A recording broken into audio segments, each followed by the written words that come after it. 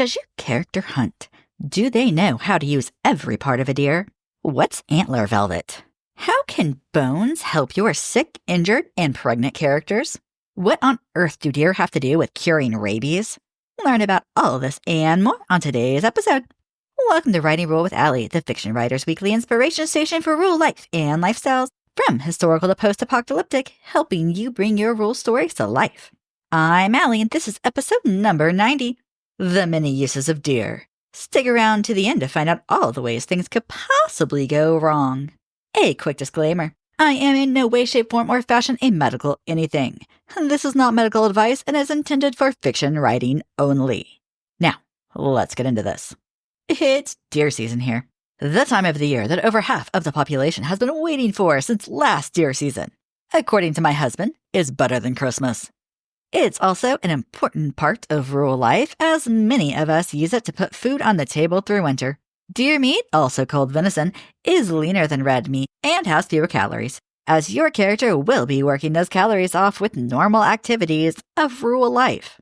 It's also a very healthy meat. Deer meat contains protein, iron, B12, B6, omega-3 fatty acids, riboflavin, copper, phosphorus, and selenium. It's also believed to have anti-inflammatory properties. Like with most meats, the fat can be cut off and boiled down to make tallow. Tallow is the deer version of lard. Essentially the same thing, but called something different since it comes from a different animal. Natural deer tallow, not the ultra-processed stuff that you can buy in the store, has many fat-soluble vitamins and minerals. These include, but are not limited to, vitamin A, D, E, omega-3s, and vitamin K2. K2 is essential for bone health. Tallow can also be used to make a great many things. These include, but are not limited to, soaps, candles, lotions, lip balms, and even waterproofing. If you would like to learn more about tallow, check out my episodes, Making Lard and Tallow, and 10 Uses for Tallow and Lard. The other edible part of the deer is the bone. The bone can be boiled to make a bone broth or bone stock. These are rich in calcium, phosphorus, magnesium, sodium, zinc, copper, potassium, and vitamins A, D, and E. As far back as written history, people have made bone meal. This is done by boiling all of the meat off the bone. Then, the bones are dried. Once they are so dry that they are brittle, the bones will be ground into a fine powder. I always laughed at my dad when he did the Jack of the Beanstalk's giant, threatening to ground my bones to make his bread. Did you ever wonder where that saying came from? It was describing the making of bone meal. Historically, it was used like a flour. It was also used in many cultures, including Chinese and Native Americans, as a dietary supplement for sick, pregnant women and the elderly. Bone meal holds many of the same nutrients as bone broth. Another thing bone meal was, and still is, used for is a garden fertilizer.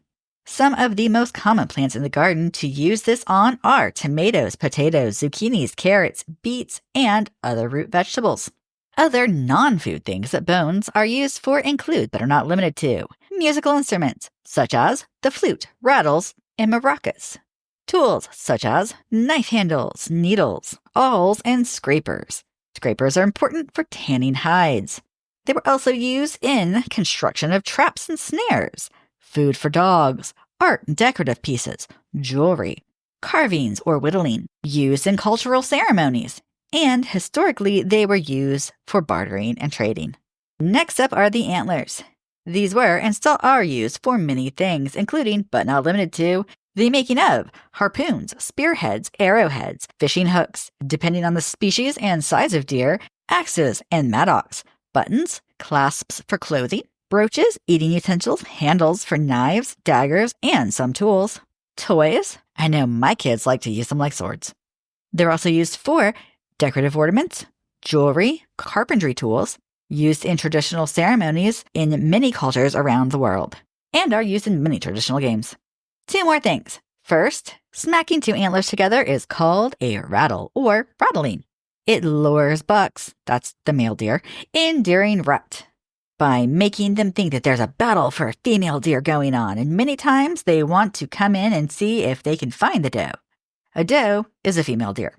In case you did not know what rut is, it's basically mating season for deer. Second, antlers are used in traditional flint knapping. Flint knapping is a fancy way of saying making a stone knife. If you want to learn more about making stone knives, check out my episode about flint knapping. Next up is the deer sinews. This is a fibrous tissue that connects the muscles inside of the deer. It is white, gray, or silverish, is slippery, and having processed a lot of deer in my time, it's a royal pain in the neck to cut off the deer without cutting it, or the meat that you didn't mean to cut. Sinew is strong and flexible and is used for thread, cordage, and even bowstrings. But it also has historical and medical uses. First up is for stitches for deeper cuts that will not stay closed on their own. It has also been placed on as a larger flat piece across the wound and used as a natural glue to hold the wound closed. If done like this, it will need to be wrapped to hold the sinew on the wound, at least for the first day. It might stick after that unless it's a larger wound, and then it might take more time. It will naturally fall off when the wound starts to close. Other historical medical uses include eating liver and bone marrow when ill, pregnant, injured, or elderly. Both of these hold nutrition. It is believed to help with healing, staying cognitively alert in the elderly, and act like a natural multivitamin for pregnant women. Deer tallow was used for many things. Mountain men in America were recorded using it on their cheeks, noses, and ears to keep them from frostbite, or to help heal frostbite. It's also been used on burn throughout history. However, modern medicine shows it traps the heat inside the burn, and it's the dying of the nerves that stop the pain of the burn, not the tallow. If your modern character places on a burn and then goes to the doctor, the first thing the doctor will do is to scrape the tallow off, which sounds painful. Antler velvet was used in traditional Chinese medicines. It's believed to give nutrients to a person's blood, bones, and joints. Antler velvet is a soft skin type of coating that the antlers have until autumn, when they will scrape the velvet off on trees to prepare for rut. Another Chinese use was to grind the horns down and use them in tonics. They believed them to be an aphrodisiac. Everything I see says that they were used in other tonics, but not what those tonics were used for. Many Native American tribes used the tail and hooves as anti-inflammatory and for joint and arthritis pain. These were sometimes boiled and sometimes ground down depending on the tribe. Many people groups around the world believed that eating the heart helped the heart, eating the stomach helps with digestion, and grinding the teeth down and eating or drinking the powder helped their teeth. Last up for medical are gallstones. Some older writings from medieval Europe and until the 1700s at least refer to them as mad stones. You see, unlike humans, deer do not have a gallbladder. Instead, they have gallstones that help to digest the food and remove toxins from their system. Over the centuries, there have been crazy things that people believe this cured. Some people placed them in drinks and believed that they would remove poisons, such as arsenic. I personally had a person do this in front of me, convinced that it would remove any pesticides or herbicides that might be in his water. No, I didn't want to know how he thought they got into his water. They didn't drink the gallstones, but reused it for every cup of liquid they drank. Yes, every single type. But it gets better from there. In Europe, around the time of the Black Plague, it is believed that they could be placed on gangrene, wrapped tightly, and left on there to draw the infection of the wound out. The more stones, the more effective it was believed to be. But wait, there's more. Writing from South Carolina from the mid-1700s all the way into the 1930s stated that the locals believed that the ingestion of gallstones could cure rabies. Yes, you heard that right. Some suggested swallowing it whole, while others said it should be shaved off into thin slices and served with milk. Ew. Moving on, brains were also eaten during this time. They were thought to be good for cognitive functions. The other thing that brains were used for was for tanning hides. That basically means making leather. Leather was used for many things. This includes, but is not limited to, clothing, thread, teepees, shoes, gloves, rugs, arrow quivers, saddles, belts, bags and satchels, knife sheaths, book covers, drum heads, rope and twine, and bedding. And since we're on useful purposes, let's not forget the stomach. The stomach was used to store and carry water, sometimes called a water skin. These were the equivalent of water bottles before plastic. They weighed less than a clay pot and are less likely to break, but could get holes poked into them. Deer can be found on every continent except Antarctica and Australia. That said, I have heard deer have been introduced to Australia, but that they are not native. However, they thrive in almost any habitat, so if the reports are true, they're likely to do well there, assuming all the deadly snakes don't kill them. While researching for this episode, I decided to ask AI how many species of deer there are. Its answer was 90. This included whitetail, mule deer, elk, moose, and caribou. I can guarantee you that the AI has never met my game warden, because if I shoot an elk during deer season, I'm going to be arrested. Just saying. If you all want to hear more about deer processing, check out my Buy Me a Coffee page where I have pictures from this year's deer season. And for my extended Black Friday gift, if you email me at alley@alleyhart.com, spelled ALLEY at ALLEYHART.com. Yes, I intentionally left the E out of heart. And type in free 1-year membership. I will send you a free link to join my Buy Me a Coffee membership. My membership includes exclusive behind-the-scenes access to my projects, opportunities to influence the content you want to see, bite-sized pieces of rural wisdom, and unique and entertaining personal stories that you won't find anywhere else.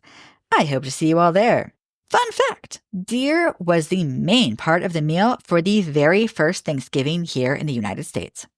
And now for everyone's favorite part. What could possibly go wrong? Likely to go wrong. Your character is using an antler to flint nap and accidentally cuts themselves on the sharp stone. Also likely to go wrong. Your character's children are playing with a deer antler and one of them accidentally lodges it into the other child's leg. Deer use their antlers for battling each other, and they can easily pierce flesh. Possible to go wrong. Your character fertilizes kale or beets with bone meal, and the plants do not grow as well as they do when they are growing without bone meal. While bone meal will not kill these plants, they can stunt their growth. Possible to go wrong. Your character makes a fishing hook out of a deer antler. In a moment of carelessness, they hook their own finger. Ouch! Unlikely to go wrong. Your character unknowingly uses bone meal from a deer that was infected with a disease known to be contagious to humans in their vegetable garden. When the produce is harvested and they eat it, they become infected with the disease. While I find no accounts of this happening, scientists and conservation agencies are growing more concerned that this could happen with each passing year. Also unlikely to go wrong. Your character makes a knife handle out of a deer antler. However, they make the handle too thin and it snaps when they are using it. Improbable, but still technically in the realm of possibilities. Your character is told that if they want to save their loved one from gangrene, they will need to find deer gallstones and place it on the wound to draw the infection out. They might not be able to hunt a deer before their loved one succumbs to the infection. And even if they get gallstones, this will not cure gangrene and will be deadly. Also improbable, but still technically in the realm of possibilities. Your character was told that eating a deer gallstone would cure rabies. Desperate, they try it. It doesn't work, and your character dies from rabies. Thanks for listening. Until next time, happy wordsmithing!